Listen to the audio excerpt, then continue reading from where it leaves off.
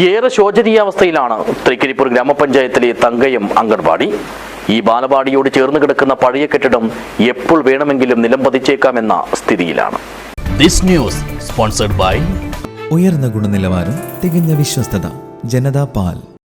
തകർന്നു തുടങ്ങിയ പഴയ അംഗൻവാടി കെട്ടിടത്തോട് ചേർന്നാണ് നിലവിലെ അംഗൻവാടി പ്രവർത്തിക്കുന്നത്.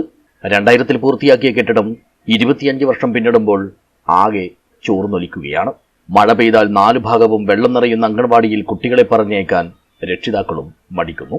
അതുകൊണ്ടുതന്നെ കഴിഞ്ഞ വർഷം 14 കുട്ടികൾ ഉണ്ടായിരുന്ന ഇവിടെ ഇത്തവണ 5 പേർ മാത്രമാണ് പ്രവേശനം നേടിയത്. ഈ കുട്ടികളും ചുറ്റുപാടുമുള്ള വെള്ളക്കെട്ടും കെട്ടിടത്തിലെ ചോർച്ചയും കാരണം മിക്ക ദിവസങ്ങളിലും അംഗൻവാടിയിലേക്ക് വരാറില്ല.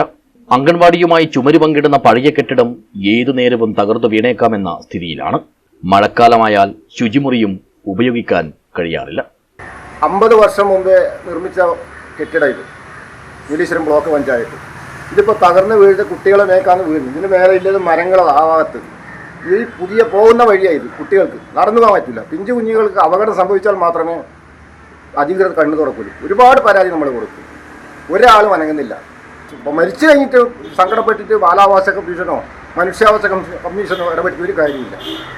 അതുകൊണ്ട് അടിയന്തരമായിട്ട് ഇതിൽ വേണ്ട നടപടി സ്വീകരിക്കണം. പഴയ ബാലവാടി കെട്ടിടം ഉണ്ട്. അതാണെങ്കിൽ വളരെ ശോചനീയാവസ്ഥയിലായില്ല. ഏത് സമയം അതിൻ്റെ ഓടും കല്ലും എല്ലാം വീണ ഒരവസ്ഥയിലായുള്ളത്. പാമ്പ്, നായി എല്ലാം അതിൻ്റെ ഉള്ളിൽ. അതിന് തൊട്ട് മുട്ടിയാണ് നമ്മൾ അംഗൻവാടി വരുന്നത്, തൊട്ട് ചുമര തന്നെ. അപ്പോൾ പിന്നെ മുൻഭാഗമാണെങ്കിൽ ഒരുപാട് വെള്ളക്കെട്ടുണ്ട്. പിന്നെ മതിലാണെങ്കിൽ പൊളിഞ്ഞ അവസ്ഥയിൽ, ഓട് വീഴുന്ന അവസ്ഥയിൽ.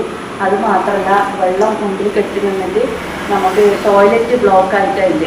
അപ്പോൾ ചുമരും അതുമാതിരി തന്നെ, ചുമരും നല്ല ലീക്ക് ഉണ്ട്. അപ്പോൾ കുട്ടികളെ അയക്കാൻ ഭയങ്കര ബുദ്ധിമുട്ടാണ് രക്ഷിതാക്കൾക്ക്. ചോർച്ച കാരണം കെട്ടിടത്തിനകത്ത് വഴുതി വീഴാതിരിക്കാൻ തുണിയും ചാക്കും വിരിച്ചാണ് ജീവനക്കാർ നടക്കുന്നത്.